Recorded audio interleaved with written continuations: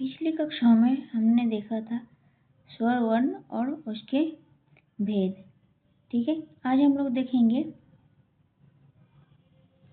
व्यंजन वर्ण और उसके भेद। व्यंजन वर्ण वैसा वर्ण है जिनका उच्चारण स्वर की सहायता से की जाती है, उसे क्या कहा जाता है? व्यंजन वर्ण। ठीक है, मूल रूप से व्यंजन वर्णों की संख्या कितनी होती है? मूल रूप से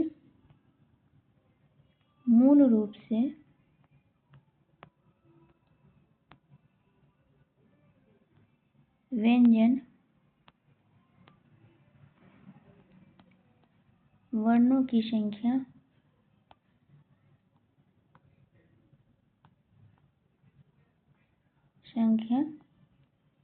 33 होती है,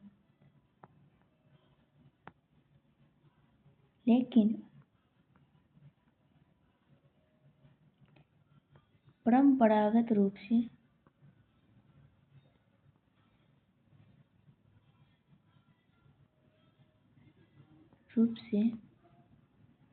व्यंजन की संख्या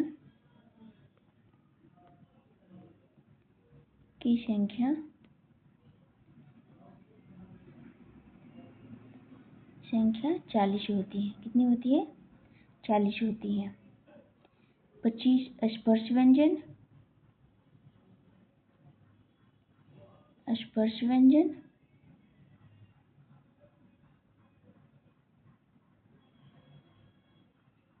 व्यंजन 4 अंतस्थ व्यंजन,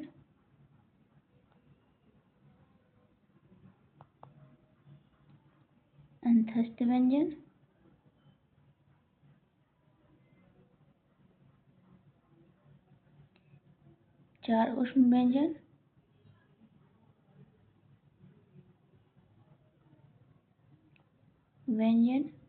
इसको संघर्षी व्यंजन भी कहा जाता है।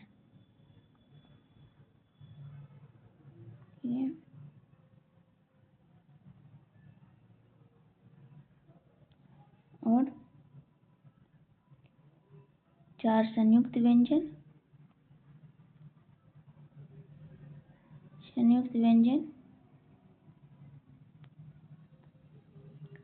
2 उत्क्षिप्त व्यंजन,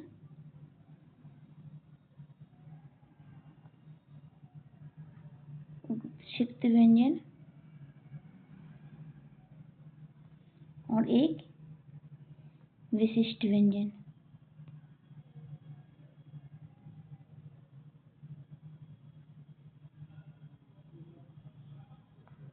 ठीक है, तो हम लोग देखेंगे व्यंजन के भेद। ठीक है, प्रयत्न के आधार पर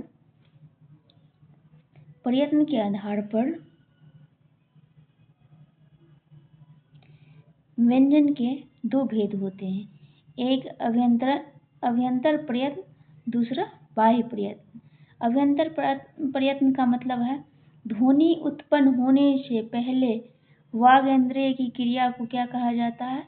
अभ्यंतर। यानी जब हम ध्वनि उत्पन्न करते हैं, ध्वनि जैसे हम किसी वर्ण का उच्चारण करेंगे, इससे क्या होगा? हमारे मुंह से क्या होगा?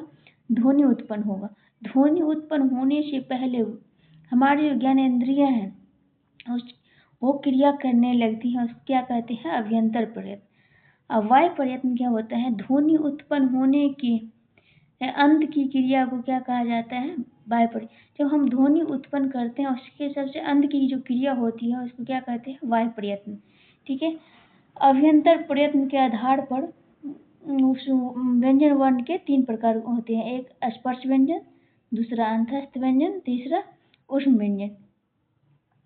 ठीक है, और बाह्य प्रयत्न के आधार पर ये व्यंजन वर्ण 4 प्रकार के होते हैं। पहला अघोष, दूसरा सघोष, तीसरा अल्प प्राण, चौथा महाप्राण। ठीक है, अब हम सबसे पहले देखेंगे स्पर्श व्यंजन किसे कहते हैं। ठीक है, स्पर्श व्यंजन किसे कहते हैं?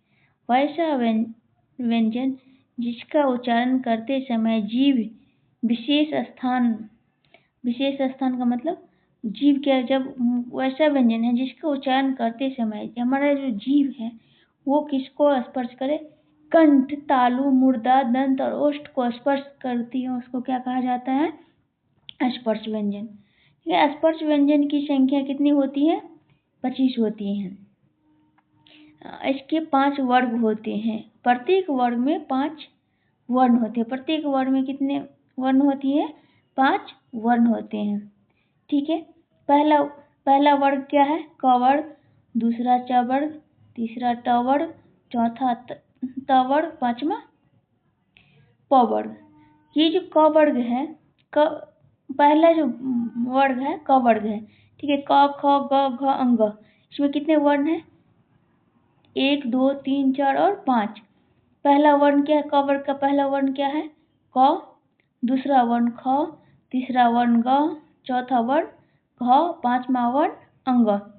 ठीक है, ये जो क ख ग घ है उसके पहले अक्षर को हम लोग क्या रख लेते हैं, किसी वर्ग का नाम रख लेते हैं। ठीक है, अब दूसरा वर्ग देखते हैं। दूसरा वर्ग क्या है, च वर्ग है। च वर्ग का पहला वर्ण क्या है, च, दूसरा वर्ण है छ, तीसरा वर्ण है ज, चौथा वर्ण है झ, पांचवा वर्ण है य। ठीक है, उसके बाद हम लोग देखेंगे ट वर्ग। ट वर्ग का पहला वर्ण ट है, दूसरा ठ है, तीसरा ड है, चौथा ढ है, पांचवा न है। उसके बाद हम लोग देखेंगे त वर्ग। त वर्ग का पहला वर्ण त है, दूसरा वर्ण थ, तीसरा द, चौथा ध, पांचवा न। उसके बाद हम लोग देखेंगे प वर्ग। प वर्ग का पहला वर्ण प है, दूसरा वर्ण फ है, तीसरा वर्ण व है, चौथा वर्ण भ है, पांचवा वर्ण म है। ये जो सभी वर्ग का पांचवा वर्ण जो है ये क्या कहलाता है, अनुनासिक वर्ण कहलाता है। कौन सा व्यंजन कहलाता है, अनुनासिक व्यंजन कहलाता है, या फिर इसे नासिक व्यंजन भी कहा जाता है, नासिक व्यंजन।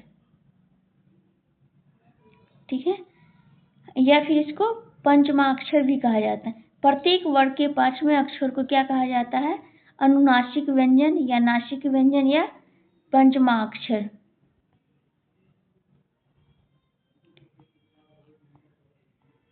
ठीक है, यानी हिंदी वर्णमाला में पंचमा अक्षर की संख्या कितनी है, 5 है। अंग, य, न, फिर म, ये सब क्या है, पंचमा अक्षर है। ठीक है, अब हम लोग अंतस्थ व्यंजन, आगे वाला जो व्यंजन है अगले कक्षा में पढ़ेंगे। ठीक है।